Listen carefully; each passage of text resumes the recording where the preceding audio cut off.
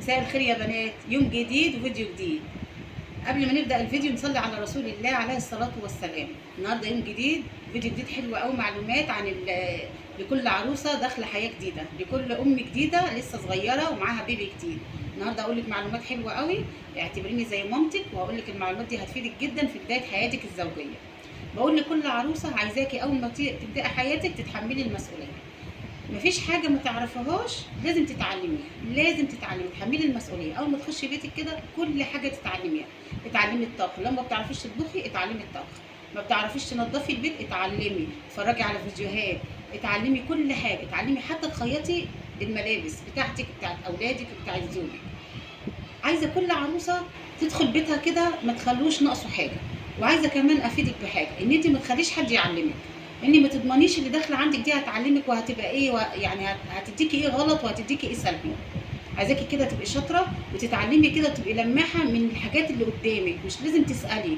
انت ممكن تشوفي حد بيعمل حاجه وتتعلمي، تكون حاجه كويسه هتفيدك في بيتك، تتعلمي منه. النهارده الفيديو حلو قوي، بيتكلم عن ازاي ان انا ابقى شاطره جدا في بيتي وانا لسه عروسه جديده.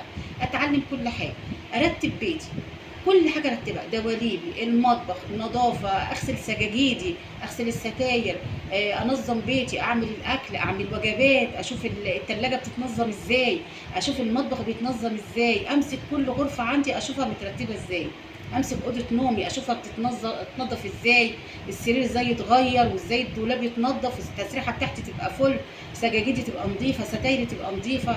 المهم انا عايزاكي تبقي شاطره في شغل البيت. ما تقوليش انا لسه ما اعرفش، لا اتعلمي. مفيش حاجه اسمها ما اعرفش، مفيش، اللي عايز يتعلم حاجه بيتعلمها. انا لما اتجوزت ما كانش في حد جنبي بيعلمني، والدتي قالت لي على حاجات، بس انا اكتشفت العالم جديد ومسؤوليه جديده عليا. طبعا البنت لما تبقى صغيره بتشيل مسؤوليه بيت، يعني بتصحى كده من النوم هتلاقي نفسها مسؤوله عن بيت مليان موبيليا ومليان فرش، ومليان في مطبخ وفي ثلاجه مسؤوله عنها، في اكل، في سوق، في شوبينج، تشتري وتعملي وتودي وتجيبي، لازم تبقي ملمه بكل الحاجات دي. ممكن يبقى الموضوع قدامك بسيط وسهل، لا يعني هو سهل ومش سهل. سهل ان انت تبقي شاطره في كل حاجه، تبقي انت ملكه كده في بيتك، ما تخليش حد يعدل عليكي، ما تخليش حد يمسك عليكي غلطه، تبقي انت كده ملمه بكل حاجه. تدخلي بيتك كده من اول ما تقعدي فيه لوحدك بعد زوجك ما يروح شغله، تقضي شهر العسل وتشوفي بيتك كده بعد ما اتفرش وبقى حلو. اكيد في حاجات عايزه تتعدل، في حاجات عايزه تتغير، غيري من الاماكن، نظمي انت بقى بطريقتك انت، ممكن يكون اهلك هم اللي فرشولك، اختك هي اللي فرشتك. انت عايزه ايه؟ انت تشوفي ايه الحاجات الحلوه اللي تناسب بيتك، ايه اللي انت عايزاه في بيتك. انا بقى ابقى مهندسه ديكور، امسك شقتي اظبطها، اغير اوضه النوم، اغير الانتريه، الستاير، الزرع، المفارش، الحاجات دي كلها. خلي بيتك مليان ديكور شيك، حاجه رقيقه. اتعلمي، مش حد ما بيتعلمش. شوفي الديكورات، شوفي الناس اللي بتخيط، شوفي الناس اللي بتطبخ. خليكي بصي يعني 7 صنايع زي ما بيقولوا، تعرفي كل حاجه، كل حاجه في بيتك. تبقي ملمه، تبصي كده طول النهار في كل حاجه في الشقه. لو في حاجه في السباكه بتبلغي جوزك، لو في حاجه في البيت ناقصه بتنزلي تجيبيها. المهم بيتك يبقى منظم، الثلاجه ما تبقاش فاضيه. امسكي بند بند في البيت وظبطيه، ثلاجتك ما تبقاش فاضيه، ظبطيها، يبقى حاجتك موجوده. ولو حصل حمل ان شاء الله باذنك يا رب تبقى انت حاجتك موجوده في البيت. هتبقي تعبانه شويه في اول شهور الحمل، يبقى انت لازم تاسسي نفسك ان انت ما يبقاش ناقصك حاجه في البيت، ما تحتاجيش لحد. بمعنى اصح ما تحتاجيش لحد، لان ما حدش بينفع حد وما حدش فاضي لحد. انا عايزاكي تبقي مسؤوله عن نفسك. ما تقوليش مامتي هتيجي، اختي هتيجي، ما حدش بيجي لحد ولا حد. ربنا يديمهم نعمه في حياتك، والدك ووالدتك واخواتك. طبعا انا عايزه كل واحد ان هو لما يمشي في حياته حياه جديده لازم يتعلم ان هو يعتمد على نفسه. انا وانا صغيره كنت كده، لو رحت اشتغل بعتمد على نفسي، بعرف اختار الشغل الصح.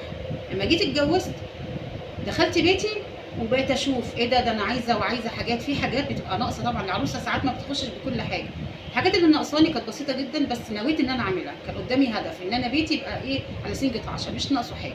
فعلا طول السنين وانا كل ما اشوف حاجه ناقصه في بيتي بكملها وبظبط بيتي على قد ما اقدر. الحمد لله قدرت ان انا يبقى بيتي جميل جدا من كل حاجه، منظم ونظيف ومترتب، من غير ما حد يقول لي ولا يعلمني. انا عايزه كده كل عروسه داخله حياه جديده ان هي ما تقعد في بيتها كده لوحديها بعد جوزها ما يروح الشغل، تبقى انت مش ناقصك حاجه، ترتبي بيتك انت.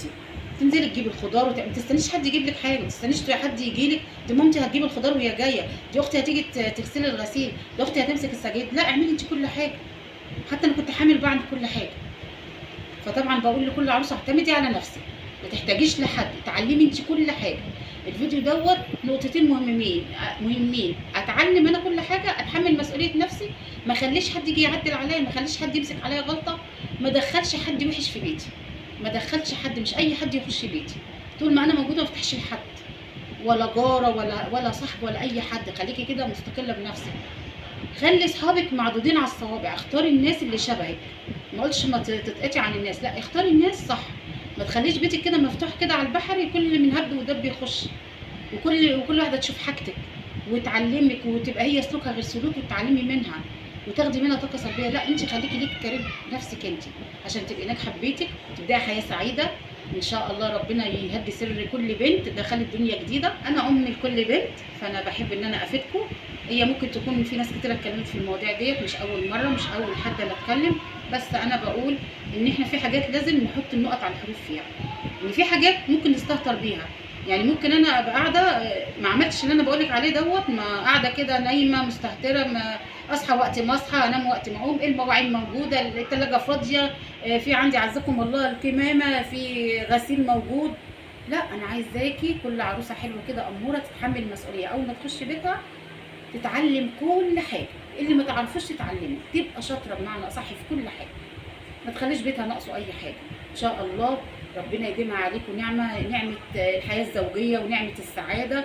وان شاء الله الايام اللي جايه هقول لكم معلومات حلوه قوي، فيديوهات كتيره عن توعيه للبنات اللي هم بادئين حياتهم من اول ما يخشوا بيتهم ان شاء الله. اتمنى لكم السعاده لكل بنت وكل عروسه ان شاء الله. اكون عند حسن ظنكم. ما تنسوش تشتركوا في القناه، تفعلوا زر الجرس، وتحطوا لي لايكات كتيره قوي، واشوفكم على خير فيديو جديد. والسلام عليكم ورحمه الله وبركاته.